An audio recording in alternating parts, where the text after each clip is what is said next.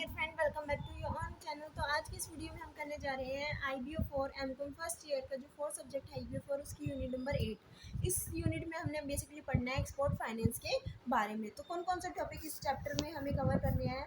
Institution framework, यानी कि कौन कौन से ऐसे इंस्टीट्यूट है जो फाइनेंस प्रोवाइड करते हैं एक्सपोर्ट के लिए।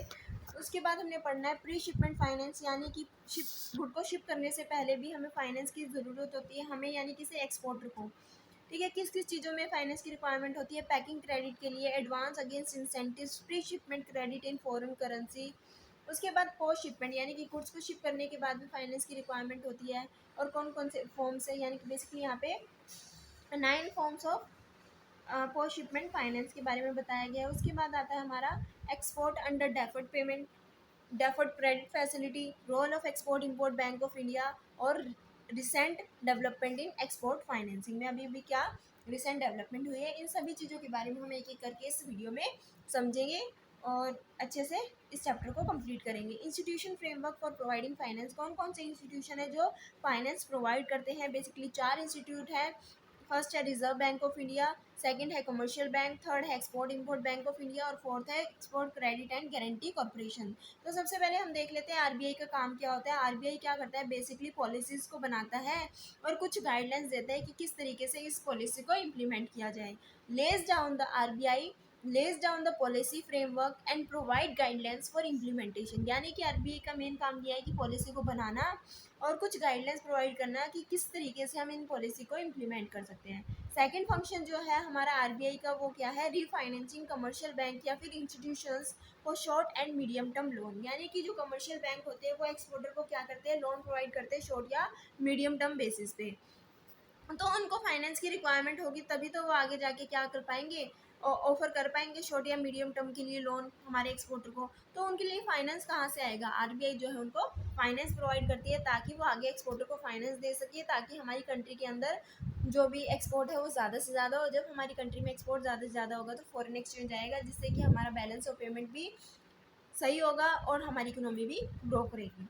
सेकंड जो पॉइंट आता है, थर्ड पॉइंट है वो RBI refinancing to commercial bank at concessional rate. जैसे कि हमने अभी पढ़ा कि जो आरबीआई है वो क्या करती है? फाइनेंस प्रोवाइड करती है हमारे इंस्टीट्यूशंस को, कमर्शियल बैंक्स को, लेकिन जो इंटरेस्ट रेट चार्ज करती है आरबीआई वो कम होता है। यानी कि अगर नॉर्मल रेट जो भी होता है उस नॉर्मल रेट से कम रेट पे ही जो है फाइनेंस प्रोवाइड किया जाता है आरबीआई के द्वारा कमर्शियल बैंक को। अब जान लेते हैं कि कमर्शियल बैंक क्या होता है। Commercial bank provide finance for short term and medium term loan by Indians and foreign commercial bank. ठीक है, जो हमारा कमर्शियल बैंक है वो क्या करता है? शॉर्ट टर्म और मीडियम टर्म के लिए फाइनेंस प्रोवाइड करता है हमारे एक्सपोर्टर्स को। They are member of the foreign exchange dealer association, यानी कि जो हमारा कमर्शियल बैंक है वो क्या है? फॉरेन एक्सचेंज डीलर एसोसिएशन का मेंबर है। They provide finance at concessional rate of interest, यानी कि जो बैंक होते हैं वो एक्सपोर्टर को जो लोन प्रोवाइड करते हैं।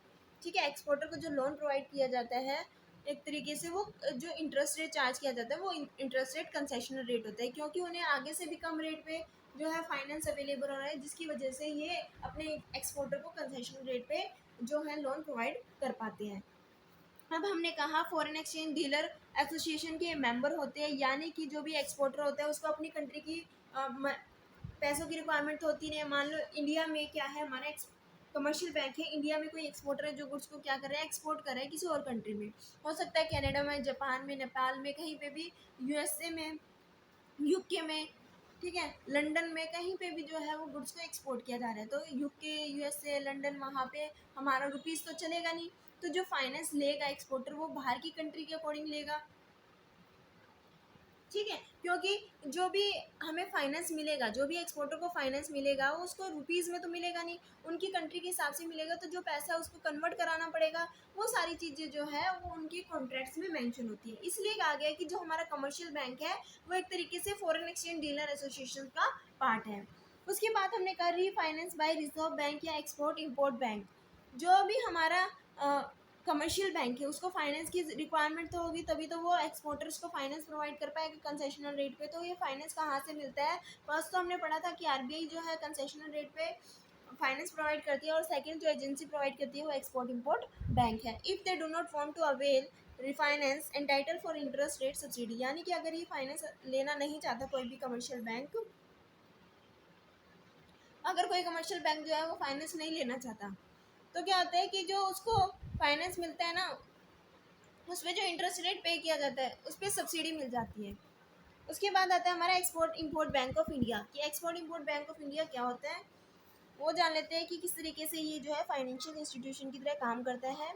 Participate with commercial bank in extending medium term loan to exporter in certain cases. यानी कि जैसे कि हमने पढ़ा कि जो कमर्शियल बैंक है वो शॉर्ट टर्म और मीडियम टर्म के लिए लोन प्रोवाइड करता है एक्सपोर्टर को, लेकिन अगर हमें मीडियम टर्म से ज़्यादा के लिए लोन चाहिए तो एक्सपोर्ट इंपोर्ट बैंक क्या करता है, पार्टिसिपेट करता है कमर्शियल बैंक के साथ, ताकि एक्सपोर्टर को जो है मीडियम टर्म जो पीरियड है उसको एक्सटेंड किया जा सके।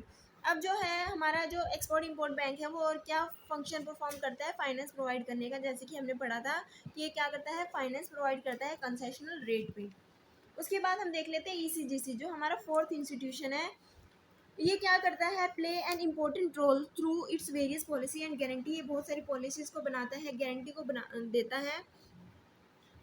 Providing cover for commercial and political risk involve in export trade. यानी कि जो एक्सपोर्टर है वो क्या करता है, बाहर की कंट्री में एक्सपोर्ट करते हैं तो बहुत सारे रिस्क होते हैं, जैसे कमर्शियल रिस्क और पॉलिटिकल रिस्क इन्वॉल्व होते हैं। उन रिस्क से बचने के लिए कवर प्रोवाइड करता है हमारा ईसीजीसी। ठीक है, एक तरीके से क्या कर रहे हैं, एक्सपोर्ट को बढ़ावा दे रहे हैं। बहुत सारे लोग जो है वो एक्सपोर्ट नहीं कर पाते क्योंकि कमर्शियल रिस्क की वजह से, पॉलिटिकल रिस्क होने की वजह से वो इसलिए नहीं कर पाते, कहीं आगे हमें रिस्क हो गया, हमें पेमेंट ना मिली तो क्या होता है ना कि ईसीजीसी गारंटी प्रोवाइड करते हैं कि कमर्शियल रिस्क और पॉलिटिकल रिस्क के केस में हम आपको क्या देंगे, कवर देंगे, प्रोटेक्शन प्रोवाइड करेंगे। क्यों किया जाता है, ताकि ज़्यादा से ज़्यादा एक्सपोर्ट को बढ़ावा दिया जाए। आई होप कि आपको सारे के सारे इंस्टीट्यूशनल फ्रेमवर्क के बारे में पता चल गया होगा। हमने 4 इंस्टीट्यूशनल फ्रेमवर्क पढ़े हैं, RBI, commercial bank, export import bank of India और ईसीजीसी।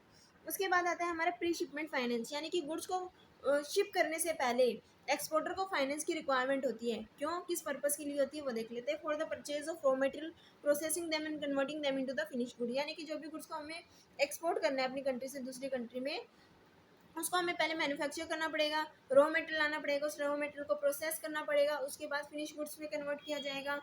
तो पैकिंग क्रेडिट क्या होती है, पैकिंग क्रेडिट का मतलब क्या होता है, एक तरीके से लोन लेना फॉर परचेजिंग, प्रोक्योरिंग, मैन्युफैक्चरिंग और packing of goods. Goods raw material को परचेज करना, उसको मैन्युफैक्चर करना, ठीक है, उसको पैक करना गुड्स को। It is short term credit against exportable goods. यानी कि जो एक्सपोर्टर है ये एक तरीके का लोन लेता है ताकि शॉर्ट टर्म बेसिस पे, शॉर्ट टर्म के लिए, ताकि वो गुड्स को मैन्युफैक्चर कर सके, रॉ मटेरियल को परचेज कर सके, उसको पैक कर सके और आगे जो है इम्पोर्टर को भेज सके। उसके बाद आती है एलिजिबिलिटी, यानी कि कौन कौन एलिजिबल है इस तरीके के लोन को लेने के लिए। किस तरीके के लोन को, हमारे पैकिंग लोन को, यानी कि गुड्स को मैन्युफैक्चर करने के लिए, परचेज करने के लिए, फिनिश गुड्स में कन्वर्ट करने के लिए, ताकि शॉर्ट टर्म के लिए लोन होता है, ताकि एक्सपोर्टर को जो है, जो एक्सपोर्टर जो है उस गुड्स को क्या कर सके, अपनी कंट्री से एक्सपोर्ट कर सके। अब एलिजिबिलिटी की बात कर लेते हैं, तो कौन कौन एलिजिबल होता है इस तरीके के लोन के लिए। हर एक एक्सपोर्टर एलिजिबल होता है, ठीक है। The foreign buyer, through the medium of a reputed bank, gives the credit to eligible exporter for specific purpose against irrevocable letter of credit। यानी कि इसके अंदर क्या होता है कि जो हमारा फॉरेन बायर है, जो भी हमारा इम्पोर्टर है, जिसने भी गुड्स को अपनी कंट्री में इंपोर्ट किया है, वो एक रेप्यूटेड बैंक के माध्यम से क्या कर सकता है, जो भी हमारा एक्सपोर्टर है उसको क्रेडिट फैसिलिटी अवेलेबल करा सकता है। किस तरीके से जो हमारा एक्सपोर्टर है वो क्रेडिट ले सकता है, थ्रू लेटर ऑफ क्रेडिट। यानी कि इरवोकेबल लेटर ऑफ क्रेडिट का मतलब है एक ऐसा क्रेडिट, एक ऐसा जिसमें कोई भी चेंजेस जो है वो किए जा सकते हैं पार्टीज़ की कंसर्न से। यानी कि जितनी भी पार्टीज़ इन्वॉल्व है उन पार्टीज़ की कंसर्न से जो भी टर्म्स और कंडीशन है उनको चेंज किया जा सकता है। तो बायर ये एक फैसिलिटी प्रोवाइड करता है, through the medium of reputed bank, gives the credit to the eligible exporter। eligible export जो भी एक्सपोर्टर है ना, उसको क्या करता है, एक फैसिलिटी प्रोवाइड करता है एक अच्छे रेप्यूटेड बैंक की तरफ से कि उसको जो है वो लोन मिल जाए। अब कितनी अमाउंट तक का लोन जो है मिल सकता है, loan amount is decided on the basis of export order, कि एक्सपोर्ट ऑर्डर हमारा कितने का है।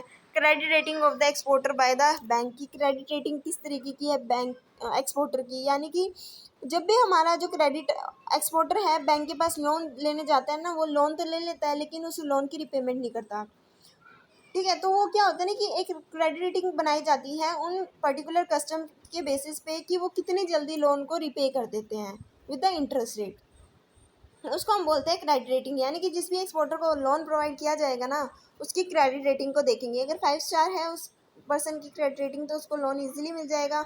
अगर 0 स्टार है तो बैंक कोई भी लोन इजीली प्रोवाइड नहीं करेगा लोन को।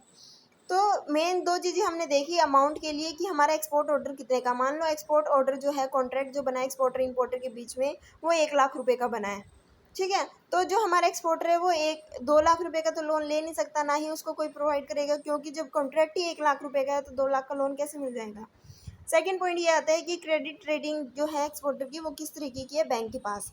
उसके बाद आता है जो पीरियड है, लोन जो है हमने कहा कि शॉर्ट टर्म पीरियड के लिए मिलता है, तो शॉर्ट टर्म पीरियड कितना है 180 डेज। यहाँ पे मैक्सिमम पीरियड जो है वो 180 डेज है। क्या इससे ज़्यादा अगर टाइम चाहिए तो नहीं मिलेगा? नहीं मिल सकता है, लेकिन कुछ रीजंस हैं, कुछ स्पेसिफिक कंडीशंस है। क्या? This period can be further extended for 90 days, यानी कि जो 180 डेज का पीरियड है, अगर आप इस पीरियड के अंदर दौरान गुड्स को एक्सपोर्ट नहीं कर पाए तो आपको ये जो पीरियड है वो और ज़्यादा एक्सटेंड किया जा सकता है। If bank are authorise by the RBI, अगर बैंक को अथॉरिटी मिलती है आरबीआई से। आरबीआई से बैंक क्या लेगा? अथॉरिटी लेगा कि इस पर्सन ने मेरे से जो है एक्सपोर्ट पर्पज़ के लिए लोन लिया था जिसका मैक्सिमम टाइम पीरियड 180 डेज था, but due to some reason ये पर्सन जो है मेरे से कह रहा है कि इस लोन की फैसिलिटी को मेरे को और बढ़ा के दो, तो 90 डेज़ की जो है फैसिलिटी एक्सटेंड की जाती है। आरबीआई अगर अथॉरिटी देता है कि हाँ दे दो भाई जो है और टाइम पीरियड दे दो, तो बैंक जो है एक्सपोर्टर को और टाइम दे देता है। जो भी कंडीशन प्रोवाइड की जाएगी ना हमारे एक्सपोर्टर के द्वारा कि इस कंडीशन की वजह से मैं चाहता हूँ कि टाइम बढ़ा दिया जाए, अगर वो रेलिवेंट है, सेटिस्फाई करता है बैंक को या आरबीआई को, तो ही जो ये टाइम पीरियड है वो बढ़ाया जाएगा। Longer period up to maximum of 270, यानी कि अब जो लॉन्गर पीरियड है वो कितने दिन का हो गया? 270 डेज का हो गया। If bank are satisfy about the need of the longer duration of credit, यानी कि ये टाइम पीरियड तभी मिलेगा जब हमारा जो बैंक है वो सेटिस्फाई है हमारे एक्सपोर्टर के रीज़न से। क्या क्या रीज़न जो है हमारा एक्सपोर्टर दे सकता है, किन वजह से जो है ये टाइम पीरियड एक्सटेंड किया जाता है? Due to circumstances beyond the control of exporter, कुछ ऐसे सर्कमस्टांसिस अराइज हो गए हैं जो कि एक्सपोर्टर के कंट्रोल में थे ही नहीं, ठीक है। कोई भी ऐसे सर्कमस्टांसिस का अराइज हो जाना जो एक्सपोर्टर के कंट्रोल में नहीं है, यानी कि पॉलिटिकल रिस्क आ जाना, ठीक है, जो भी एक्सपोर्ट लाइसेंस है उसमें चेंज हो जाना, कुछ भी ऐसे चेंजेस आना जो कि एक्सपोर्टर की खुद की वजह से नहीं है, जिस पे एक्सपोर्टर का कोई कंट्रोल नहीं है। उसके बाद जो सेकंड रीज़न है वो ये है कि non shipment of goods with in 180 days, क्योंकि जो हमारा एक्सपोर्टर है वो 180 डेज़ के अंदर अंदर गुड्स को शिप ही नहीं कर पाया, भेज ही नहीं पाया, तो ये भी रीज़न हो सकता है। अब रेट ऑफ इंटरेस्ट की अगर हम बात करें तो जो भी लोन हमारे एक्सपोर्टर ने लिया है उस पर कितना रेट ऑफ इंटरेस्ट जो है वो चार्ज किया जाएगा, normal then lower than normal rate. जैसे कि हमने पहले भी पढ़ा था, जो भी एक्सपोर्टर लोन लेता है कमर्शियल बैंक से तो उसको कंसेशनल रेट पे जो है वो लोन मिलेगा। कंसेशनल रेट यानी कि जो नॉर्मल रेट से कम रेट पे लोन प्रोवाइड किया जाएगा अगेंस्ट एक्सपोर्ट बिल। क्या जो हमारा एक्सपोर्टर है वो बैंक के पास जाएगा, भाई मैं गुड्स को एक्सपोर्ट करना चाहता हूँ मुझे लोन दे दो, बैंक दे देगा? ऐसा नहीं होता। जो हमारा बैंक है वो क्या करता है, प्रॉपरली बिल्स वगैरह को चेक करता है, एक्सपोर्ट बिल को चेक करता है कि दिखाओ हम कैसे मान लें कि तुमने गुड्स को एक्चुअल में एक्सपोर्ट किया है या करने वाले हो। तो प्रॉपर जो हमारे बिलिंग वगैरह होती है, ठीक है, जो लेटर ऑफ क्रेडिट होता है या फिर जो एक्सपोर्ट ऑर्डर होता है, एक्सपोर्ट कॉन्ट्रैक्ट होता है, उनके बेसिस पे क्या किया जाता है, लोन को प्रोवाइड किया जाता है। To avail packing credit formal application to bank giving detail of credit requirement along with required document, यानी कि जो पैकिंग क्रेडिट लेने के लिए जो हमारा एक्सपोर्टर है उसको कुछ डिटेल्स प्रोवाइड करनी पड़ेगी। क्या देना पड़ेगा? Formal application to bank with giving details of credit requirement, की क्रेडिट की रिक्वायरमेंट है, एक एप्लीकेशन देनी है बैंक को कि मेरे को क्रेडिट की रिक्वायरमेंट है, और साथ ही साथ और जो अदर डॉक्यूमेंट्स रेलिवेंट है वो सारे के सारे डॉक्यूमेंट्स भी देने पड़ेंगे। ये था हमारा पैकिंग क्रेडिट के बारे में कि जब भी एक्सपोर्टर को गुड्स को क्रेडिट जो है एक्सपोर्ट करने के लिए लोन की रिक्वायरमेंट होती है प्री शिपमेंट से पहले। इसके अंदर हमने क्या क्या चीज़ें पढ़ी? इसमें हमने पढ़ा कि एलिजिबिलिटी क्या है, यानी कि कौन कौन जो है ये लोन ले सकते हैं, कितनी अमाउंट तक का लोन ले सकते हैं, कितने पीरियड के लिए ले सकते हैं, क्या वो जो पीरियड बताया गया वो एक्सटेंड किया जा सकता है, किया जा सकता है, क्या रीजंस है, ठीक है। अगर वो रीजंस सेटिस्फाई है उन रीजन से हमारा बैंक तो जो है वो आरबीआई की अथॉरिटी से वो लोन को जो टाइम पीरियड है वो एक्सटेंड कर देगा, 180 डेज से 270 डेज तक कर देगा, यानी कि 90 डेज का एक्सटेंडेड हो जाएगा। रीजंस हमने पढ़े। उसके बाद हमने पढ़ा कि रेट ऑफ इंटरेस्ट कितना चार्ज किया जाता है, नॉर्मल रेट से कम, और किस बेसिस पे जो लोन है वो प्रोवाइड किया जाता है। एक्सपोर्ट बिल के बेसिस पे एप्लीकेशन फॉर्म जो है फिलअप करना होता है कि क्रेडिट की रिक्वायरमेंट है, उस एप्लीकेशन फॉर्म के साथ जो रेलिवेंट डॉक्यूमेंट्स हैं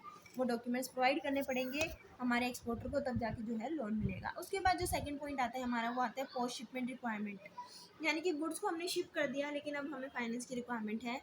क्या होता है, किस तरीके से होता है, from the date of extending the credit after shipment of goods or to the date of realization of export proceeds, यानी कि from the date of extending the credit after shipment of goods to the date of realization of export proceeds, loan granted on security। इसमें क्या होता है कि जो हमने अपने इम्पोर्टर को गुड्स दिए हैं ना, वो गुड्स तो हमारे इम्पोर्टर को मिल गए हैं, ठीक है, वहाँ तक पहुँच चुके हैं, गुड्स को हमने शिप कर दिया लेकिन अभी तक हमें पेमेंट नहीं मिली, यानी कि हमने क्या कर दिया, गुड्स को शिप कर दिया लेकिन पेमेंट नहीं मिली। From the date of extending the credit after shipment of goods, goods को मैन्युफैक्चर कर दिया, शिप कर दिया, ठीक है, to the date of realisation of export proceeds, यानी कि हमारा इम्पोर्टर पेमेंट तो तभी करेगा ना जब या तो उसको डॉक्यूमेंट्स मिलेंगे, ठीक है, एक्सपोर्ट डॉक्यूमेंट्स मिलेंगे या फिर गुड्स मिलेंगे। Loan granted on security basis, यहाँ पे जो लोन दिया जाता है हमारे एक्सपोर्टर को वो किसी ना किसी सिक्योरिटी बेसिस पे दिया जाता है, दैट इज ड्यूटी ड्रॉबैक और any cash received as incentive from government, यानी कि जो हमारा एक्सपोर्टर है वो कहता है कि भाई मेरे को लोन चाहिए, बैंक ने कहा कि हम लोन दे देंगे, आप कोई सिक्योरिटी हमें दो।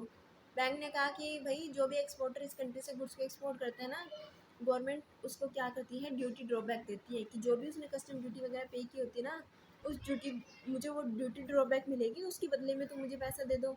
या फिर गवर्नमेंट जो है वो एक्सपोर्टर को इंसेंटिव्स प्रोवाइड करती है जो भी अपनी कंट्री से गुड्स जो है बेचता है, एक्सपोर्ट करता है, तो उन बेसिस पे तुम मुझे क्या कर दो, लोन प्रोवाइड कर दो। उसके बाद आते हैं quantity of credit depend on export sales and receivables, यानी कि जो क्वांटिटी डिपेंड होती है कि कितनी क्वांटिटी तक हमें लोन देना है, वो किस पे डिपेंड होता है कि हमने कितने का गुड्स जो है वो सेल किया है, एक्सपोर्ट सेल्स कितनी हुई है और हमें कितना पैसा रिसीव होगा। उसके बाद आता है हमारा negotiation of export document under letter of credit, यानी कि होता क्या है, यानी कि हमने पोस्ट शिपमेंट के बारे में तो पढ़ लिया। पोस्ट शिपमेंट यानी कि फाइनेंस की रिक्वायरमेंट हमें दो स्टेज पे होती है, एक तो प्री शिपमेंट, एक होती है पोस्ट शिपमेंट। लेकिन अगर हम बात करते हैं प्री शिपमेंट की, तो प्री शिपमेंट में हमें 3 पॉइंट कवर करने थे, जिसमें से हमने अभी तक 1 पॉइंट कवर किया है जो है हमारा पैकिंग क्रेडिट, यानी कि पैकिंग के लिए, परचेज वगैरह के लिए रॉ मटेरियल को हमें फाइनेंस की रिक्वायरमेंट होती है। लेकिन इसमें अभी हमें 2 पॉइंट अभी और करने थे, जो था एडवांस अगेंस्ट इंसेंटिव्स और pre shipment credit in foreign currency. तो ये दोनों के दोनों पॉइंट हम जो है वो पोस्ट शिपमेंट फाइनेंस में पढ़ेंगे, इसलिए मैंने ये 2 पॉइंट जो है कवर नहीं किए। अब जो था हमने पढ़ना था post shipment finance. Post shipment finance के अंदर क्या था कि जो हमारा एक्सपोर्टर है उसने गुड्स को तो शिप कर दिया अपनी कंट्री से, लेकिन अभी तक उसको जो है वो पैसा रिसीव नहीं हुआ। अब वो क्या करता है, लोन लेता है, ठीक है, क्योंकि उसको एक बंदे को तो वो एक्सपोर्ट करेगा नहीं, एक्सपोर्टर का काम ही है कि गुड्स को एक्सपोर्ट करना।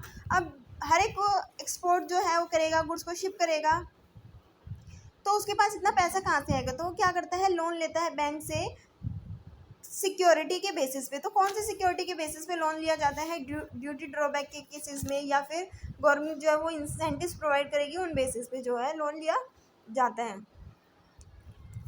ठीक है। उसके बाद हमारा जो इसमें पॉइंट्स थे वो कौन कौन से पॉइंट्स हमें कवर करने हैं इसके बेसिस पे कि किस तरीके से जो क्रेडिट है वो लिया जा सकता है पोस्ट शिपमेंट के केसेस में। फर्स्ट है negotiation of export document under letter of credit. ये होता क्या है, नेगोशिएटिंग बैंक। नेगोशिएटिंग बैंक कौन होता है, एक्सपोर्टर का bank.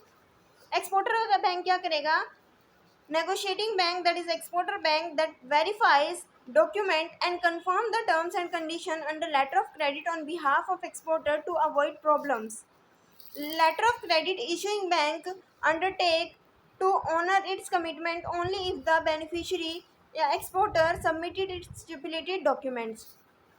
Even the slightest deviation from those specified in the letter of credit can give an excuse to the issuing bank to refuse payment. तो इसमें हमने क्या पढ़ा कि नेगोशिएटिंग बैंक होता कौन है। नेगोशिएटिंग बैंक का मतलब है जो एक्सपोर्टर का बैंक है, एक्सपोर्टर का बैंक क्या करेगा, अब सारे के सारे डॉक्यूमेंट्स को चेक करेगा, क्योंकि हमारे इम्पोर्टर हमारे एक्सपोर्टर ने गुड्स को शिप कर दिया लेकिन उसको अभी तक पेमेंट नहीं मिली, तो पेमेंट कब मिलेगी? हमारे एक्सपोर्टर ने गुड्स को शिप कर दिया, सारे के सारे डॉक्यूमेंट्स को कलेक्ट करेगा एक्सपोर्टर और सारे के सारे डॉक्यूमेंट्स ला के इशू जो कन्फर्मिंग बैंक है या जो नेगोशिएटिंग बैंक है उसको ला के दे देगा। नेगोशिएटिंग बैंक क्या करेगा, वो सारे के सारे डॉक्यूमेंट्स को चेक करेगा, ठीक है, चेक करेगा ताकि कोई प्रॉब्लम ना हो। जो भी डॉक्यूमेंट्स की रिक्वायरमेंट है लेटर ऑफ क्रेडिट के अकॉर्डिंग वो सारे के सारे डॉक्यूमेंट्स अवेलेबल है या नहीं है, क्योंकि जो हमारा इशूइंग बैंक है जिसने लेटर ऑफ क्रेडिट को इशू किया वो पेमेंट तभी करेगा जब सारे के सारे डॉक्यूमेंट्स क्या होंगे, करेक्ट होंगे, सही होंगे, अकॉर्डिंग टू द टर्म्स और कंडीशन होंगे। अगर कोई भी डिफ्रेंशिएशन हुआ ना लेटर ऑफ क्रेडिट में और ओरिजिनल डॉक्यूमेंट्स में, तो हमारा इशूइंग बैंक जो है वो पेमेंट नहीं करेगा। इसलिए जो हमारा नेगोशिएटिंग बैंक है वो क्या करता है, सारे के सारे डॉक्यूमेंट्स को चेक करता है ताकि पेमेंट लेने में कोई दिक्कत ना आए और हमारा जो इशूइंग बैंक है वो रिफ्यूज़ ना करे पेमेंट के लिए। तो यहाँ पे मैंने एक वीडियो बनाई है, लेटर ऑफ क्रेडिट होता क्या है वो आप अच्छे से देख सकते हो, उस पर्टिकुलर टॉपिक को अच्छे से समझ सकते हो। पूरी वीडियो को ज़रूर देखना वो वाली, तभी आपको जो टॉपिक है लेटर ऑफ क्रेडिट का वो अच्छे से समझ आएगा। तो यहाँ पे हम देख लेते हैं, नेगोशिएटिंग बैंक ने सारे के सारे डॉक्यूमेंट्स को चेक किया। अगर सारे के सारे डॉक्यूमेंट्स से वो चेक करने के बाद सेटिस्फाई है तो हमारे एक्सपोर्टर को पेमेंट कर देगा। क्यों हमारा नेगोशिएटिंग बैंक जो है वो पेमेंट करेगा, क्योंकि उसने लेटर ऑफ क्रेडिट पे कंफर्मेशन दी थी कि मैं एक्सपोर्टर को पेमेंट कर दूंगा सारे के सारे डॉक्यूमेंट्स को चेक करने के बाद। हमारा जो नेगोशिएटिंग बैंक है, एक्सपोर्टर बैंक है, एडवाइजिंग बैंक है, ये सारे एक ही है, ठीक है। ये क्या करेगा, पेमेंट कर देगा हमारे एक्सपोर्टर को। अब जो हमारा नेगोशिएटिंग बैंक है इसके पास ये डॉक्यूमेंट्स आ गए, ये डॉक्यूमेंट ले जाके इशूइंग बैंक को दे देगा कि चेक कर लो और मेरे को पेमेंट कर दो। इशूइंग बैंक चेक करेगा, पेमेंट दे देगा। तो ये था हमारा negotiation of export document under letter of credit. उसके बाद आता है हमारा सेकंड डॉक्यूमेंट्स, ठीक है, जिसका यूज़ करके क्या किया जा सकता है, क्रेडिट लिया जा सकता है, फाइनेंस लिया जा सकता है। क्या है, purchase discounting export bill. Purchase discounting export bill क्या होता है, bank can pay the exporter the discounted value of the invoice immediately up to shipment upon shipment. क्या होता है ना कि जो हमारा बैंक है वो एक्सपोर्टर को पेमेंट तो कर देगा, ठीक है, जो भी इनवॉइस वैल्यू है उसको डिस्काउंट वैल्यू पे, ठीक है, कब, शिपमेंट के पास। यानी कि जो हमारा एक्सपोर्टर है उसने गुड्स को शिप कर दिया, उसने सारे के सारे डॉक्यूमेंट्स को रिसीव कर दिया, वो सारे के सारे डॉक्यूमेंट्स लेके हमारे एक्सपोर्टर जो है वो बैंक के पास गया और बैंक को कहा कि मेरे को पेमेंट दे दो।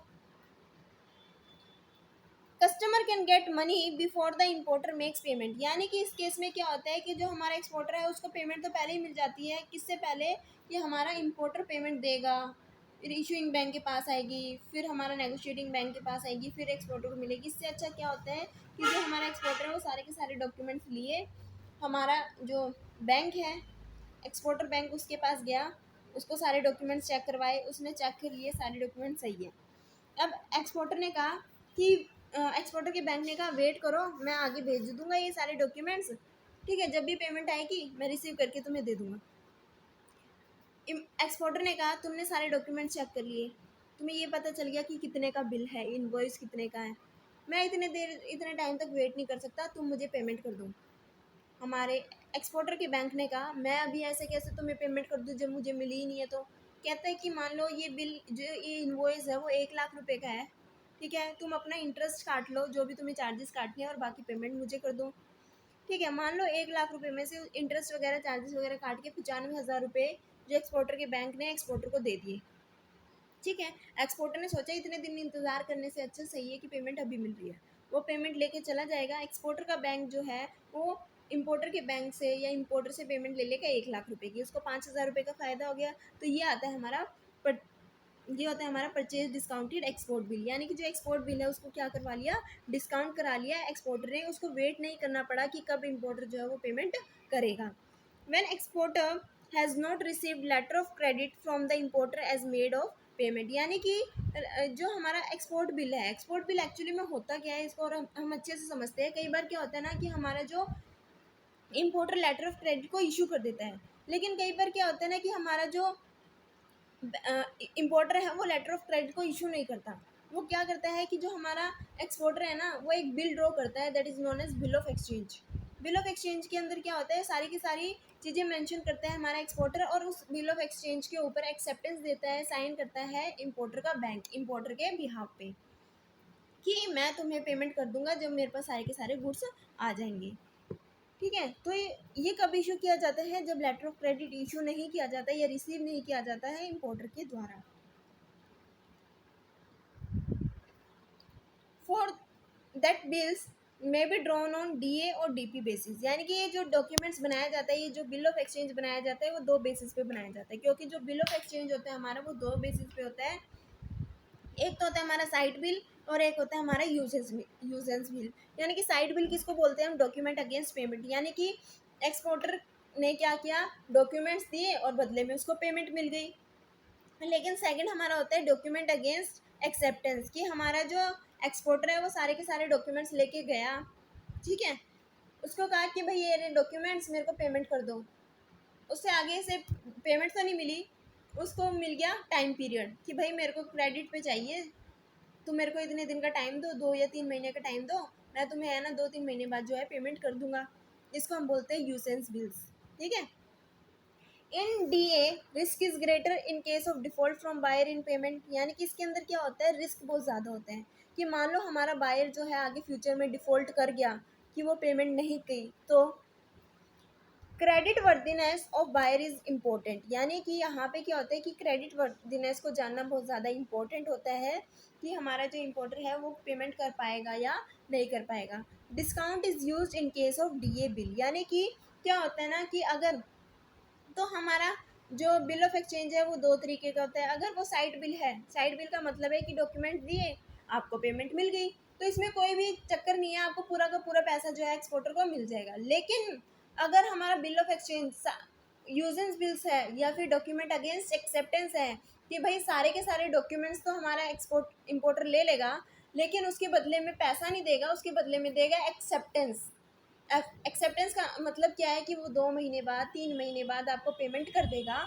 उस बिल्स ऑफ एक्सचेंज पे एक्सेप्टेंस दे दी और वो बिल ऑफ एक्सचेंज किसके पास आ गया? हमारे एक्सपोर्टर के पास वो बिल ऑफ एक्सचेंज आ गया। अब हमारा एक्सपोर्टर क्या करेगा? 2 या 3 महीने तक बैठ के इंतज़ार करेगा कि कब 3 महीने आए और कब मेरे को पैसा मिले। तो इसको ऐसा करने से अच्छा हमारा एक्सपोर्टर क्या करता है, बैंक के पास जाता है, वो सारे डॉक्यूमेंट्स बैंक को देता है, कहता है भाई मेरे को मेरी पेमेंट दे दो, 1 लाख रुपए का बिल है, मेरे को पेमेंट दे दो, जब भी इम्पोर्टर जो है पेमेंट करेगा तुम ले लेना। अब यहाँ पे वही बात आ गई ना कि जो हमारा एक्सपोर्टर का बैंक है वो ऐसा क्यों करेगा? क्योंकि उसको चार्जेस मिल रहे हैं, क्योंकि उसको एक्स्ट्रा इंटरेस्ट रेट मिल रहा है 2 या 3 महीने तक का। क्या होता है ना कि एक्सपोर्टर ने बिल तो दे दिया, बदले में हमारा जो इम्पोर्टर का बैंक है, क्योंकि हमारा जो बिल ऑफ एक्सचेंज 3 महीने के लिए ड्रॉ किया गया, बनाया गया है कि जो हमारा इम्पोर्टर है वो 3 महीने बाद पेमेंट करेगा, तो हमारा जो एक्सपोर्टर का बैंक है वो क्या करता है, 3 महीने का इंटरेस्ट रेट चार्ज कर लेता है और साथ ही साथ अदर जो चार्जेस है वो भी चार्ज करके हमारे एक्सपोर्टर को पेमेंट मिल गई, उसको 2 या 3 महीने तक इंतज़ार नहीं करना पड़ा कि कब इम्पोर्टर पेमेंट देगा। आई होप कि मैंने और अच्छे से आपको ये जो है वो क्लियर कर दिया होगा, आपको अभी कोई डाउट इस टॉपिक में नहीं होगा। To cover the risk To cover the risk, bank insists the exporter to take ECGC policy in favor of exporter and assign it to the bank। यानी कि इसी में 2 पॉइंट्स और थे, वो भी हम समझ लेते हैं। क्या होता है कि अब जो है हमारे बैंक ने वो रिस्क तो ले लिया एक तरीके का, बैंक के पास वो रिस्क ट्रांसफ़र हो गया एक्सपोर्टर से इम्पोर्टर तक। एक्सपोर्टर ने अपना रिस्क जो है वो किसको दे दिया? एक्सपोर्ट अपने बैंक को दे दिया। रिस्क ही तो है, 2 महीने बाद 3 महीने बाद क्या पता इम्पोर्टर पेमेंट करे ना करे। तो इस केस में हमारा जो बैंक है वो ये कहता है भाई मेरे को ईसीजीसी पॉलिसी जो है अपने बिहाफ पे तुम तो ले लो और फिर वो पॉलिसी मेरे को लाके दे देना। ईसीजीसी पॉलिसी क्या होता है? एक तरीके की गारंटी होती है कि अगर इम्पोर्टर पे नहीं करेगा तो ईसीजीसी आपको जो है वो पेमेंट कर देगा। तो जो हमारा बैंक है वो रिस्क फ्री हो गया, अब आराम से बैठ सकता है, कोई टेंशन नहीं कवर लेने के बाद, क्योंकि एक तरीके से क्या है, ईसीजीसी कवर प्रोवाइड करता है अगेंस्ट कमर्शियल रिस्क और पॉलिटिकल रिस्क।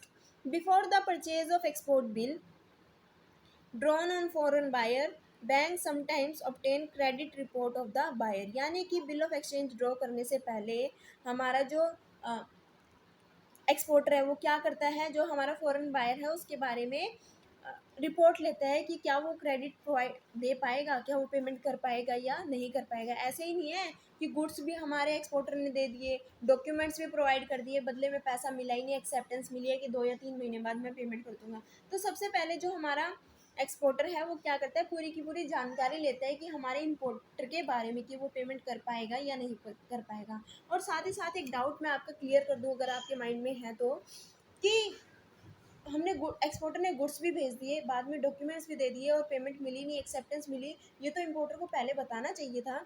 इम्पोर्टर पहले से ही, इम्पोर्टर और एक्सपोर्टर के बीच में एग्रीमेंट होता है, कॉन्ट्रैक्ट होता है कि जब मेरे पास गुड्स आएंगे मैं उसी समय तुम्हें पेमेंट नहीं करूँगा, मैं 2 या 3 महीने बाद जो है पेमेंट करूँगा, ये पहले से ही कॉन्ट्रैक्ट होता है। बाद में धोखा नहीं देता इम्पोर्टर एक्सपोर्टर को, ठीक है। अब आता है हमारा थर्ड पॉइंट, वो होता है advance against bill sent on collection basis. ये क्या कहता है, the bank may send the bill on collection basis and finance the exporter to some extent out of the total bill amount. यानी कि क्या करता है, bank send the bill on collection basis and finance the exporter to some extent out of the total bills amount. यानी कि the amount advance will be liquidate out of the exporter proceed of the export bill and the balance pay to the exporter. Advance against bill sent on collection basis में क्या होता है कि जो हमारा exporter है ना, जो हमारा एक्सपोर्टर है उसको बिल्स मिलता है, बिल ऑफ एक्सचेंज मान के चलते हैं हम, एक बिल ऑफ एक्सचेंज जो है उसने ड्रॉ किया, उसमें सेम कंडीशंस थी कि अभी पेमेंट नहीं मिल रही है, एक्सपोर्टर को पेमेंट मिलेगी 2 या 3 महीने बाद, ठीक है। 2 या 3 महीने बाद जो है एक्सपोर्टर को पेमेंट मिलेगी। एक्सपोर्टर बैंक के पास गया, कहता है कि मेरे को एडवांस दे दो, मेरे को एडवांस में पेमेंट चाहिए इस बिल के अगेंस्ट। क्या करते हैं एक्सपोर्टर, जो हमारा एक्सपोर्टर का बैंक है वो बिल के बदले में पेमेंट कर देता है, ठीक है, बिल के बदले में पेमेंट कर देता है। अब जो भी पेमेंट कर दी, एक्सपोर्टर को 1 लाख रुपए का बिल था, यानी कि वो पूरी की पूरी 1 लाख तो हमारे एक्सपोर्टर को देगा नहीं, ऑब्वियस सी बात है, अपनी सिक्योरिटी भी रखेगा। 95,000 का या 90,000 रुपीज़ जो है हमारे एक्सपोर्टर को दे दिए। अब एक्सपोर्टर के साथ ये कॉन्ट्रैक्ट किया कि मैं तुम्हें जो है पेमेंट कर दूंगा, 10,000 रुपये बच गए ना अभी। अब क्या होता है ना कि एक्सपोर्टर को तो 90,000 रुपये मिले हैं, बैंक ने कहा कि मैं इंटरेस्ट वगैरह चार्ज करके तुम्हें पेमेंट कर दूंगा बाकी बचे हुए पैसे। कैसे करेगा, 2 या 3 महीने तक हमारे एक्सपोर्टर के पास पैसा आ गया 90,000, उसको वेट नहीं करना पड़ा, इंतज़ार नहीं करना पड़ा, अब उस पैसे का यूज़ करके और गुड्स वगैरह को बना के और एक्सपोर्ट कर सकता है। अब क्या होता है ना कि 3 महीने बाद इम्पोर्टर ने पेमेंट कर दी, इम्पोर्टर ने पेमेंट कर दी 1 लाख रुपए की। अब हमारे जो एक्सपोर्टर बैंक है उसके पास 1 लाख रुपए आ गए। अब उसने एक्सपोर्टर को बताया कि भाई तुम्हारा 1 लाख रुपए का चेक आ गया है, जिसमें से मैंने तुम्हें 90,000 रुपये दे दिए हैं, मैंने अपना इंटरेस्ट वगैरह कैलकुलेट किया, चार्जेस वगैरह लगाए, तो मेरे 6,000 रुपये बनते हैं, ठीक है, मैं 6,000 रुपये काट के तुम्हें 4,000 रुपये और दे देता हूँ। मैं ये पक्का नहीं कह रही कि 6,000 लगेंगे, कि आप ये कहो कि यहाँ पे 6,000 लग रहे हैं, पिछले बारे में तो 5,000 लगे थे तो वही बढ़िया है, ऐसा नहीं होता। इसमें क्या होता है ना कि एक्सपोर्टर को एक तरीके से एडवांस में पैसा मिलता है, बाकी जो इम्पोर्टर बाद में पैसा देता है ना, वो एक्सपोर्टर का बैंक क्या कर देता है, अपना पैसा काट के जो भी एक्सेस अमाउंट होता है वो एक्सपोर्टर को ट्रांसफ़र कर देता है। तो आई होप कि आपको ये समझ आ गया है एडवांस अगेंस्ट बिल कलेक्शन क्या होता है। उसके बाद हम देख लेते हैं नेक्स्ट टॉपिक हमारा जो है advance against goods sent on consignment basis. अब ये क्या होता है, advance against goods sent on consignment basis, when goods are exported on consignment basis, export proceed are received after sale of goods. अब हमारे एक्सपोर्टर ने गुड्स को तो एक्सपोर्ट कर दिया कंसाइनमेंट बेसिस पे। कंसाइनमेंट बेसिस का मतलब ये है कि जो हमारा एक्सपोर्टर है उसको पैसा कब मिलेगा, गुड्स पहुंचने के बाद, शिपमेंट देने के बाद, गुड्स मिलने के बाद या डॉक्यूमेंट्स देने के बाद पैसा मिलेगा, ऐसा नहीं होता। हमारा जो एक्सपोर्टर है उसको पेमेंट कब मिलेगी, जब वो सारे के सारे गुड्स जो है वो बिक जाएंगे। इम्पोर्टर को गुड्स मिल गए, क्यों मिले, क्योंकि उसको डॉक्यूमेंट्स मिल गए, तभी कस्टम अथॉरिटी से क्लियरेंस मिली।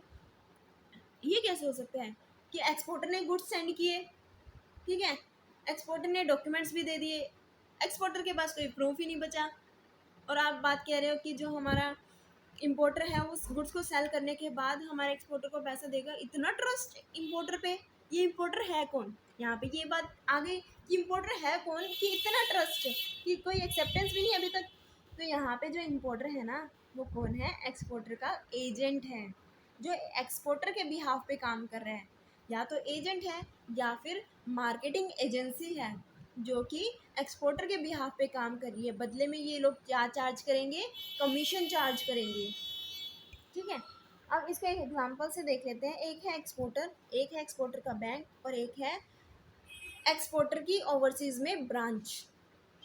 ओवरसीज क्या है? ब्रांच है एक्सपोर्टर की। इंडिया में जो एक्सपोर्टर है उसने अपनी ब्रांच को ओपन अप किया हुआ है दूसरी कंट्री में। उसने अपनी ब्रांच को गुड्स या सर्विसेज को सेल किया, वहाँ से वो गुड्स या सर्विसेज अगर बिक गए, सेल हो गए, तो पैसा जो है एक्सपोर्टर को दे दिया जाएगा। अब delivery documents against trust receipt, documents दे दिए किसके बदले? ट्रस्ट रिसिप्ट्स के बदले।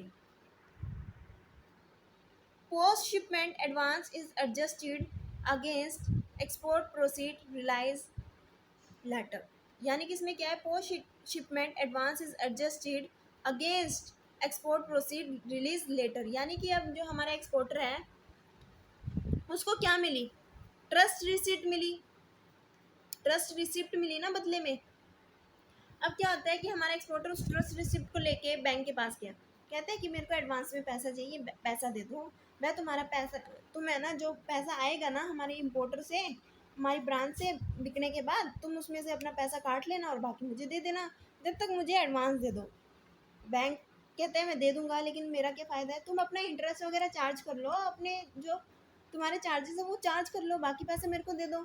अभी तक गुड्स बिका या नहीं बिका उससे मतलब नहीं है, एक्सपोर्टर को उसका पैसा पहले ही मिल गया, एडवांस में मिल गया। और जब हमारा इंपोर्टर जो है वो क्या करेगा? पेमेंट करेगा ना, एक्सपोर्टर के बैंक को पेमेंट देगा, तो एक्सपोर्टर का बैंक क्या करेगा? अपने पैसे काट लेगा जितने भी एक्सपोर्टर को दिए हुए हैं, और बाकी जो पैसा है वो एक्सपोर्टर को दे देगा। तो ये था हमारा advance against goods sent on consignment basis. तो दोनों में डिफरेंस क्या हुआ? बात तो वही है, पेमेंट की बात तो वही है, लेकिन डिफरेंस ये है कि वहाँ पे जो इम्पोर्टर था ना, वहाँ पे जो इम्पोर्टर था वो कोई और था, लेकिन इस केस में जो इम्पोर्टर है ना वो हमारे एक्सपोर्टर की खुद की ब्रांच है, या एक्सपोर्टर का कोई एजेंट है या कोई मार्केटिंग एजेंसी है जो कमीशन बेसिस पे काम करती है। ये दोनों में डिफरेंस है। अभी तक हमने कौन कौन से पॉइंट जो है वो कवर कर लिए ताकि कंफ्यूजन ना हो, एक बार हम उसको देख लेते हैं। नेगोशिएटिंग बैंक के बारे में हमने पढ़ा, negotiation of export document under letter of credit, ठीक है। उसके बाद हमने पढ़ा purchase discount export bill, bills of exchange के बारे में पढ़ा इसमें हमने, ठीक है। जो भी हमारा बिल ऑफ एक्सचेंज था उसको हमने डिस्काउंट करा दिया, इंपोर्टर से पैसा आएगा तो अब एक्सपोर्टर का कोई मतलब नहीं है, एक्सपोर्टर को पहले ही मिल चुका है। लेकिन advance against bill send on collection basis में क्या होता है? एक्सपोर्टर के बैंक ने एक तरीके से एडवांस प्रोवाइड किया होता है। जब इंपोर्टर से पैसा आएगा ना तो एक्सपोर्टर का बैंक अपने पैसे काट पीट के बाकी सारा का सारा पैसा जो है हमारे एक्सपोर्टर को दे देगा। उसी सेम तरीके से हमारा जो है एडवांस अगेंस्ट कंसाइनमेंट बेसिस होते हैं। लेकिन यहाँ पे जो डिफरेंस है वो ये है कि जो इम्पोर्टर है वो एक्सपोर्टर का खुद का ही एजेंट है या कोई मार्केटिंग एजेंसी है जो कमीशन पे काम करती है। उसके बाद हमारा जो नेक्स्ट पॉइंट है इसमें वो है advance against retention money. Advance against retention money क्या होता है? In the export of capital goods the importer retain a part of the contracted price towards guarantee of performance और कंप्लीशन ऑफ प्रोजेक्ट। यानी कि क्या होता है ना कि एक्सपोर्टर ने कोई भी कैपिटल गुड्स वगैरह को क्या करना होता है? शिप करना होता है। कैपिटल गुड्स को क्या करना होता है? एक्सपोर्ट करना होता है इंपोर्टर तक। तो इंपोर्टर ने कुछ पेमेंट तो दे दी है एक्सपोर्टर को, मान लो 5 लाख का कॉन्ट्रैक्ट था, 2.5 लाख रुपए जो है एक्सपोर्टर को एडवांस पहले ही मिल चुके हैं, लेकिन 2.5 लाख रुपए अभी तक रिटेंशन मनी रखी हुई है। इंपोर्टर ने कहा कि जब मेरे को कैपिटल गुड्स मिल जाएंगे मैं अच्छे से चेकिंग वगैरह कर लूँगा, जब कॉन्ट्रैक्ट पूरा हो जाएगा ना हमारा तब मैं तुम्हें बाकी का पैसा दे दूँगा। ऐसा तो नहीं है कि ये सारी बातें जो है मुँह से ही हुई होंगी, इनके बीच में कोई ना कोई कॉन्ट्रैक्ट हुआ होगा, कोई ना कोई रिटर्न डॉक्यूमेंट होगा जो कि प्रूफ की तरह काम करेगा कि हाँ इतना पेमेंट आ चुका है और बाकी का पेमेंट जो है आगे मिलने वाला है। तो एक तरीके का डॉक्यूमेंट है जिसके अंदर लिखा होता है कि रिटेंशन मनी अभी पे करनी रहती है। The unpaid part is known as retention money. यानी कि जो 2.5 लाख अभी तक पे कर दिया और जो 2.5 लाख अभी बचे हुए हैं पे करने एज अ रिटेंशन मनी, उसको हम क्या बोलते हैं? Retention money. यानी कि जो अनपेड पार्ट होता है, जो अनपेड पार्ट अभी तक इंपोर्टर के पास रखा हुआ है उस पार्ट को हम बोलते हैं retention money. Bank offer post shipment finance against such money for a period of 90 days. यानी कि जो बैंक है लोन प्रोवाइड करने के लिए तैयार है लेकिन सिक्योरिटी पे, तो वो सिक्योरिटी हमारा एक्सपोर्टर क्या देगा? यही सिक्योरिटी देगा रिटेंशन मनी के अगेंस्ट जो है वो लोन लेगा बैंक से। और ये लोन कितने दिन के लिए मिलेगा? 90 डेज़ के लिए मिलेगा, यानी कि 3 मंथ्स के लिए ये लोन अमाउंट मिलेगा। ऑब्वियस सी बात है जब ये लोन ले रहा है हमारा एक्सपोर्टर तो बदले में कोई ना कोई इंटरेस्ट तो पे किया ही जाएगा। तो इंटरेस्ट जो पे किया जाता है वो कंसेशनल रेट ऑफ इंटरेस्ट जो है वो पे किया जाएगा और लोन ईजिली मिल जाएगा। क्योंकि यहाँ पे क्या होता है ना कि कोई भी बैंक ऐसे आपको लोन नहीं देगा। अगर आप गए बैंक से कहा कि मेरे को लोन दे दो, एक इतने पैसे चाहिए मुझे, तो वो पहले डॉक्यूमेंट लेते हैं, कोई प्रूफ लेते हैं, उसके बदले में ही आपको पैसा देंगे। वो ये देखेंगे कि 3 महीने का अगर मैंने लोन दिया एक्सपोर्टर को, अगर वो 3 महीने बाद वो लोन नहीं पे कर पाया तो कोई ना कोई चीज़ मेरे पास ऐसी होनी चाहिए। बैंक ये कहते हैं कि कोई ना कोई मेरे पास ऐसी चीज़ होनी चाहिए एज ए सिक्योरिटी, जिसको बेच के मैं अपना पैसा रिकवर कर लूँ। तो यहाँ पे जो हमारा एक्सपोर्टर को पैसे मिलेंगे, लोन मिलेंगे, हालांकि वो कंसेशनल रेट पे मिलेंगे, लेकिन कोई ना कोई सिक्योरिटीज़ तो हमारे एक्सपोर्टर को बैंक के पास रखनी पड़ेगी, जो होता है हमारा रिटेंशन मनी। रिटेंशन मनी यानी कि जो एक्सपोर्टर ने अभी तक रिसीव नहीं किया है इम्पोर्टर से, उसको एज अ कस्टडी या सिक्योरिटी के बेसिस पे वो लोन ले रहा है। तो आई होप कि आपको समझ आ गया होगा एडवांस अगेंस्ट रिटेंशन मनी क्या होता है। उसके बाद हम देख लेते हैं हमारा advance against undrawn balance. Advance against undrawn balance क्या होता है? Sometime exporter does not draw the bill for full value of invoice as per custom trade in that particular line of business. इसमें क्या होता है undrawn balance? Sometime exporter does not draw the bill for full value of invoice as per custom trade in that particular line of business. A part of invoice value is not drawn due to difference in weight, quality and other factors. Buyer settles the final price only after inspection and approval of the goods. Bank advances against the undrawn balance to facilitate the exporter. Undrawn balance can't be more than 5% of the total invoice value. तो I hope कि आपको ये clear हो गया होगा। मैं और अच्छे से आपको ये क्लियर कर दूं अगर नहीं हुआ है तो।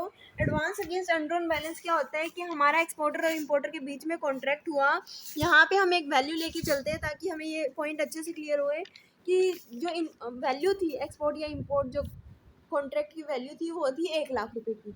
1,00,000 का कॉन्ट्रैक्ट हुआ कि 1,00,000 का सामान एक्सपोर्टर जो है इम्पोर्टर को भेजेगा और बदले में एक्सपोर्टर जो है उसकी पेमेंट कर देगा। अब जो हमारा एक्सपोर्टर है उसने पेमेंट तो करी, लेकिन 50,000 यानी कि जो हमारा इम्पोर्टर है उसने पेमेंट तो करी 95,000 की, लेकिन 5,000 की अभी पेमेंट नहीं की। 95,000 की पेमेंट हमारा इम्पोर्टर जो है वो एक्सपोर्टर को कर चुका है, या फिर हमारा जो एक्सपोर्टर है वो इनवॉइस बिल बना चुका है और पेमेंट भी हो चुकी है, लेकिन अभी 5% का जो अमाउंट है वो पे करना बाकी है। अभी इम्पोर्टर ने वो 5% अमाउंट पे नहीं किया, वो करना बाकी है। क्यों पे नहीं किया?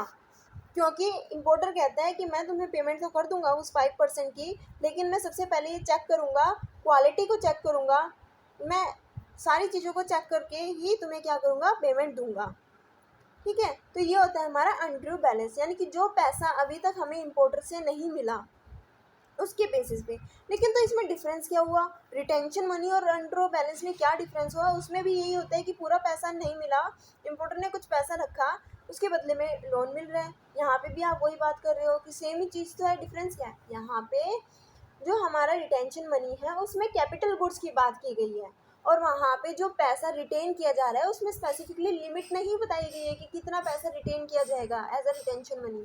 लेकिन अनड्रॉ बैलेंस में पहले से हमें क्लियर कर दिया गया है कि जो अनड्रॉ बैलेंस होगा ना वो कितना होगा, इनवॉइस जो वैल्यू होगी उसका 5% जो है अमाउंट आप क्या कर सकते हो, अनड्रॉ बैलेंस के रूप में रख सकते हो। 5% से ज़्यादा जो है वो अनड्रॉन बैलेंस नहीं होना चाहिए। तो आप यहाँ पे कहोगे कि 5,000 का क्या लोन लेना है? ये हमने एक तरीके से एग्जांपल लिया है। जो एक्सपोर्ट या इंपोर्ट का बिजनेस होता है वो 1 या 2 लाख से नहीं होता, उसमें बहुत ज़्यादा ह्यूज अमाउंट की रिक्वायरमेंट होती है, करोड़ों के एक्सपोर्ट इंपोर्ट का जो है ट्रांजेक्शन होती है। उसके बाद हम देख लेते हैं कि जो क्रेडिट पीरियड होते हैं ना, कितने टाइम के लिए लोन मिलता है। 180 डेज़ के लिए जो है स्पेसिफिकली लोन मिलता है, यानी कि जितने भी हमने अभी तक पॉइंट कवर किया इसके अंदर, उसमें जो हमारा पीरियड था वो जो क्रेडिट पीरियड था वो कितना था, 180 डेज़ अभी तक हमने देखा है हर एक किसी में। उसके बाद हम देख लेते हैं हमारा advance against export incentives. Advance against export incentives क्या कहता है? Both at pre shipment and post shipment sanction by bank. यानी कि मैंने आपको बताया था कि जब प्री शिपमेंट का हम पढ़ रहे थे, प्री शिपमेंट फाइनेंस के बारे में, तो सिर्फ हमने उसमें एक पैकिंग क्रेडिट के बारे में पढ़ा था, 2 पॉइंट हमारे रहते थे। तो उसमें से एक पॉइंट यहाँ पे अब हम कवर करेंगे, एडवांस अगेंस्ट एक्सपोर्ट इंसेंटिव्स। यानी कि जो इंसेंटिव्स है ये प्री शिपमेंट और पोस्ट शिपमेंट दोनों में ही काम आता है। होता क्या है ये वो देख लेते हैं। When the exporter has to receive the duty drawback incentive from the government, refund of custom and excise duty, यानी कि जो भी हमारे गुड्स हमारी कंट्री से एक्सपोर्ट किए जाते हैं, हर एक कंट्री के अंदर क्या रूल है कि एक्सपोर्ट को बढ़ावा देने के लिए गवर्नमेंट इंसेंटिव्स प्रोवाइड करती है, ड्यूटी ड्रॉबैक्स देती है, कुछ एग्जम्पशंस देती है अपने एक्सपोर्टर्स को, ताकि वो ज़्यादा से ज़्यादा एक्सपोर्ट करें। क्योंकि एक बार तो ड्यूटी पे कर चुके हैं, कस्टम ड्यूटी पे कर चुके हैं, एक्साइज ड्यूटी पे कर चुके हैं, क्या होता है ना कि गुड्स को एक्सपोर्ट करने के बाद वो ड्यूटी ड्रॉबैक मिलती है, उनको कुछ इंसेंटिव्स मिलते हैं। अब उन इंसेंटिव्स के बेसिस पे, उन ड्यूटी ड्रॉबैक्स के बेसिस पे जो हमारा एक्सपोर्टर है वो क्या कर सकता है, लोन ले सकता है बैंक से जाके।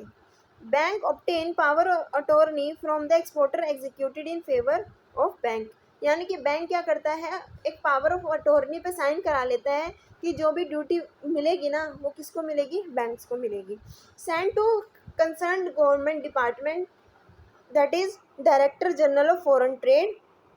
These advances are not generated in isolation, यानी कि जो हमारा बैंक है क्या सिर्फ इन बेसिस पे जो है लोन प्रोवाइड कर देगा हमारे बैंक को, बैंक वाला जो है क्या सिर्फ ड्यूटी ड्रॉबैक या इंसेंटिव जो गवर्नमेंट से मिलेंगे इन सारी बेसिस पे लोन प्रोवाइड कर देगा एक्सपोर्टर को, नहीं, आइसोलेशन में नहीं, इनके साथ और भी बहुत सारे डॉक्यूमेंट्स की रिक्वायरमेंट होती है। It is granted only if all other types of export finance are extended, ये किसके साथ मिलते हैं, other types of export finance are extended to the exporter by same bank से कोई और चीज़ के लिए भी फाइनेंस ले रहा है, यानी कि अदर डॉक्यूमेंट्स को भी शो किया जा रहा है, जैसे रिटेंशन मनी को शो कर दिया, अनड्रॉन बैलेंस को शो कर दिया, बिल्स रिसीवेबल को शो कर दिया, या कंसाइनमेंट बेसिस पे जो भी ट्रस्ट रिसिप्ट हमें मिली थी उसको शो कर दिया। यानी कि ये जो डॉक्यूमेंट्स होते हैं आइसोलेशन में शो नहीं किया जाता, ड्यूटी ड्रॉबैक का या फिर रिफंड्स ऑफ कस्टम और एक्साइज ड्यूटी का, इसके साथ वो डॉक्यूमेंट्स भी चाहिए, और सेम बैंक से लेने के लिए उसी बैंक से जो है लोन लिया जा सकता है जिस बैंक में हमारे एक्सपोर्टर का अकाउंट होगा। पोस्ट शिपमेंट और pre shipment credit in foreign currency, उसके बाद हमारा जो नेक्स्ट टॉपिक आता है वो आता है पोस्ट शिपमेंट और pre shipment credit in foreign currency. It is a loan or advances granted or any other credit provided by the bank for export of goods या services from India, यानी कि ये एक तरीके का लोन है या एडवांस कहें जो हमारा बैंक हमारे एक्सपोर्टर को प्रोवाइड करता है जिसने भी गुड्स या सर्विसेज को एक्सपोर्ट किया है इंडिया से। Document of title to goods exported will be treated as securities, यानी कि यहाँ पे बैंक लोन तो देगा, बदले में कोई ना कोई सिक्योरिटी लेगा। यहाँ पे सिक्योरिटी क्या होगी, डॉक्यूमेंट्स ही एज ए सिक्योरिटी यहाँ पे काम करेंगे। Post shipment credit should normally be liquidized by the proceeds of export bill received from abroad in respect of goods exported या services rendered, यानी कि एक तरीके से कोई भी डॉक्यूमेंट्स चल जाएगा, नहीं, अगर हमारे पास लेटर ऑफ क्रेडिट है तो उसके बेसिस पे, नहीं तो हमारे पास जो बिल्स ऑफ एक्सचेंज होते हैं ना, बिल्स ऑफ एक्सचेंज पे जो जब इम्पोर्टर का बैंक एक्सेप्टेंस देता है कि मैं 2 महीने बाद पेमेंट करूँगा, 3 महीने बाद पेमेंट करूँगा, तो उस एक्सेप्टेंस के बेसिस पे ही हमारा जो बैंक है इंडिया का वो लोन प्रोवाइड करता है, उस सिक्योरिटी के बेसिस पे जो कि कहाँ से मिलती है, हमारे अब्रॉड से मिलती है, उस इम्पोर्टर से मिलती है कि वो पेमेंट करेगा फ्यूचर डेट में। The exporter has the option to avail pre shipment credit and post shipment credit either in rupees और इन फॉरेन करेंसी। अब जो भी क्रेडिट, जो भी लोन लिया जाएगा ना हमारे एक्सपोर्टर से, चाहे वो प्री शिपमेंट स्टेज पे ले या फिर वो पोस्ट शिपमेंट स्टेज पे ले, तो उसके पास एक ऑप्शन होता है कि वो किसी भी करेंसी में जो लोन है वो अवेल कर सकता है, चाहे वो इंडियन रुपीज़ में ले सकता है या फिर वो किसी भी फॉरेन करेंसी में लोन ले सकता है। If pre shipment credit has been availed in foreign currency, मान लो अगर प्री शिपमेंट की स्टेज पे हमने जो लोन लिया है वो किस में लिया है, फॉरेन करेंसी में लिया है, तो पोस्ट शिपमेंट में अगर आप क्रेडिट लोगे तो भी फॉरेन करेंसी में ही लोगे। ऐसा नहीं है कि प्री शिपमेंट स्टेज पे तो आपने रुपीज़ में लोन ले लिया, पोस्ट शिपमेंट में आप फॉरेन करेंसी में ले रहे हो, ऐसा नहीं होना चाहिए। दोनों ही स्टेजेस में आप सेम करेंसी का यूज़ करोगे। सो यहाँ तक था। उसके बाद आता है हमारा export shipment, export credit guarantee, post shipment export credit guarantee and export credit finance, यानी कि ECGC की हमने बात की थी उसी चीज़ के बारे में हम यहाँ पे पढ़ेंगे। ECGC to cover the these credit risk, ECGC क्या करता है, जो भी क्रेडिट रिस्क है, कमर्शियल रिस्क हो चाहे पॉलिटिकल रिस्क हो, उस रिस्क को कवर करता है।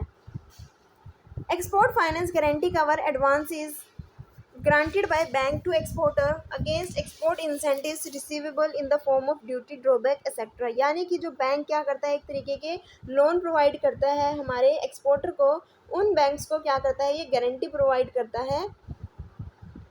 ठीक है, क्या प्रोवाइड करता है, guarantee. Export finance guarantee covers advance guaranteed by bank to exporter, जो भी एडवांस प्रोवाइड किया गया है बैंक के द्वारा एक्सपोर्टर को, उन पे गारंटी प्रोवाइड करता है कि मान लो कि अगर पेमेंट नहीं हुई तो हम पेमेंट करेंगे बैंक्स को, बैंक। ठीक है, तो ये था हमारा ईसीजीसी, जो क्या करता है, क्रेडिट रिस्क को कम करने की कोशिश करता है, कमर्शियल रिस्क पॉलिटिकल रिस्क को कम करता है, कवर प्रोवाइड करता है उन बैंक्स को जिन्होंने भी एक्सपोर्टर को फाइनेंस प्रोवाइड किया है on the basis of security. और जो ये सिक्योरिटी प्रोवाइड की जाती है, इनमें एक तरीके का रिस्क होता है। तो आई होप कि आपको यहाँ तक ये समझ आ गया होगा। जो अब जो भी टॉपिक बचे हैं, 4 टॉपिक, उसको हम नेक्स्ट वीडियो में कवर करेंगे, क्योंकि ये वीडियो बहुत ज़्यादा बड़ी हो चुकी है। अगर आपको ये वीडियो अच्छी लगी है तो इस वीडियो को लाइक शेयर और सब्सक्राइब करना मत भूलिएगा। Thanks for watching.